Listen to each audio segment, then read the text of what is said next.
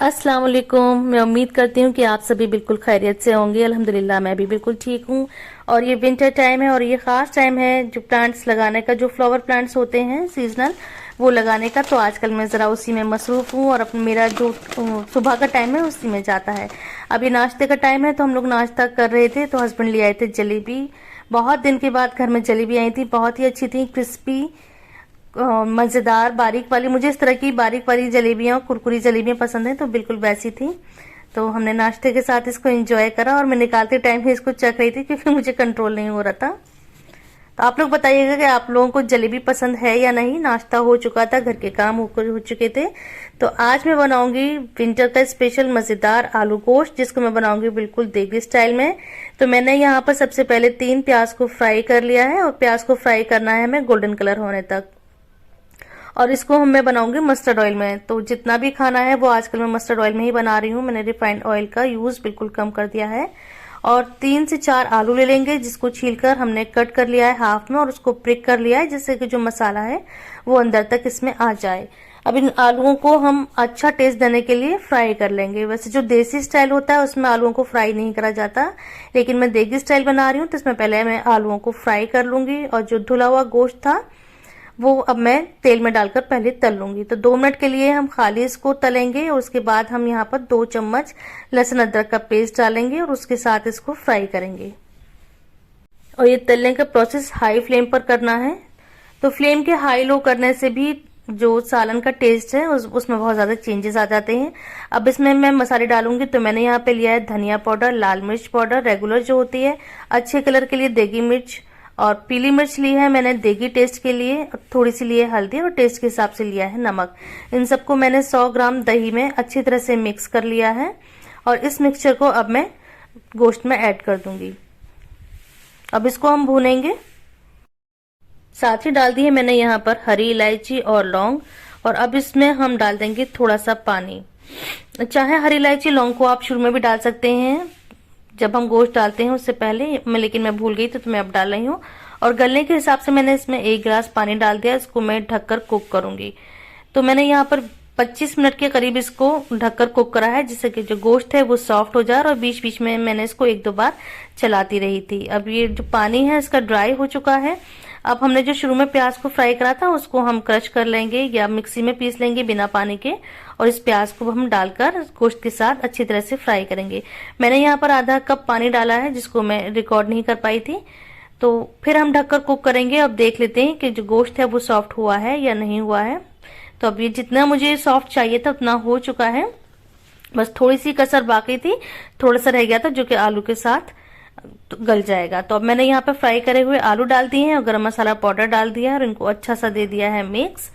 बस अब इसमें हम अपने शोरबे के हिसाब से जितना हमें शोरबा रखना है उतना हम पानी डाल देंगे। तो मैंने यहाँ पर 1 कप पानी डाला है और ढककर इसको अब मीडियम फ्लेम पर हम 3 से 4 मिनट के लिए कुक करेंगे। तो लो टू मीडियम फ्लेम पर इसको कुक करने के बाद गैस की फ्लेम कर देंगे बंद। और गैस बंद करने के 1 मिनट के बाद हम इसके लिड खोलेंगे। तो इस तरह से बहुत अच्छे रोगन वाला, बहुत अच्छी खुशबू वाला ये गोश्त बनकर तैयार होता है। और कोरमे के फ्लेवर के लिए मैंने यहाँ पर डाला है केवड़ा एसेंस 3 से 4 ड्रॉप। अगर आपके पास केवड़ा वाटर है तो वो ज्यादा जाता है। और इस टाइम बहुत अच्छा खुशबू वाला धनिया आया हुआ है। तो मैंने यहाँ पर 1 मुट्ठी हरा धनिया बारीक कटा हुआ धुला हुआ डाल दिया है और इसको हम ढक देंगे 1 मिनट के लिए, जिससे कि जो खुशबू है वो अच्छी तरह से सालन में आ जाए। अब इसको हम सर्व करेंगे। तो ये वाला जो आलू गोश्त है मुझे सर्दियों में बहुत अच्छा लगता है, गरम गरम रोटी के साथ, आप चाहें तो नान के साथ, बॉइल्ड राइस के साथ, पराठे के साथ, किसी के साथ भी खा सकते हैं। तो मजेदार सी ये रेसिपी इस विंटर जरूर आप लोग ट्राई करिएगा। आई होप कि आपको पसंद आएगी। अगर आपको ये रेसिपी या वीडियो पसंद आती है तो प्लीज मुझे कमेंट में बताइए, वीडियो को लाइक करिए और चैनल को सब्सक्राइब करिए। खाना बनकर तैयार हो गया था, फिर हम लोगों ने नमाज पढ़ी थी जोहर की, और जोहर की नमाज के बाद हमारे यहाँ फौरन लंच किया जाता है। उसके बाद मैं फिर आ गई थी पौधों की तरफ, क्योंकि मैंने जैसे कि बताया कि आजकल मुझे इसका खुमार चढ़ा हुआ है। तो क्योंकि मौसम बहुत ज्यादा बादल हो रहे थे, देखिए मैं आपको मौसम दिखा रही हूँ, बहुत काले बादल हैं। तो मैंने सोचा जल्दी से गमलों को फिल कर लेती हूँ वरना बारिश हो जाएगी। तो बहुत प्यारा मौसम हो रहा था।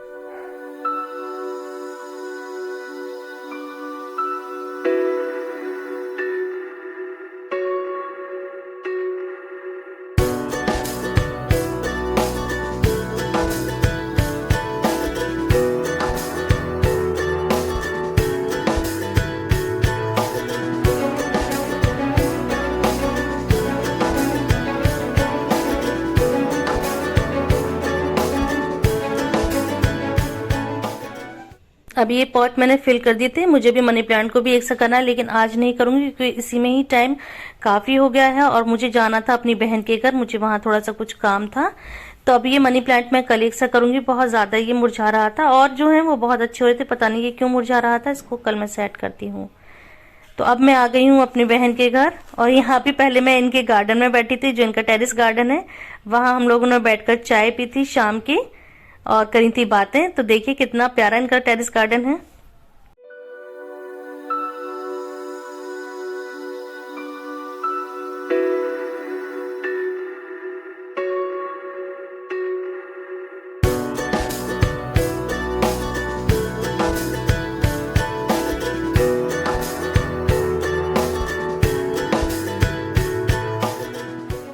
और आजकल शादियों का भी सीजन बिल्कुल शबाब पर है।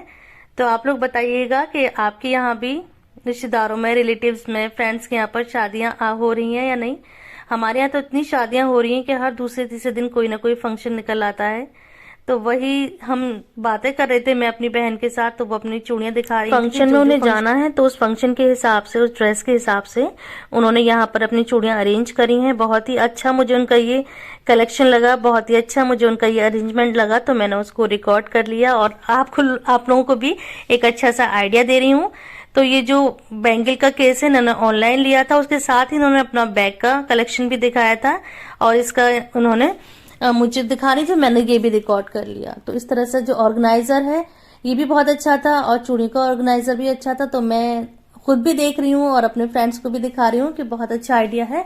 आप लोग भी इस तरह से अपनी चीजों को अरेंज कर सकती हैं। तो कम जगह में इतने सारे इनके बैग्स यहाँ पर फिट हो गए हैं, बहुत अच्छा लगा था। अच्छा, मैं अपनी बहन के घर आई थी थोड़ी देर के लिए, लेकिन हमेशा ऐसा ही होता है कि वो मुझे खाने पर रोक लेती हैं।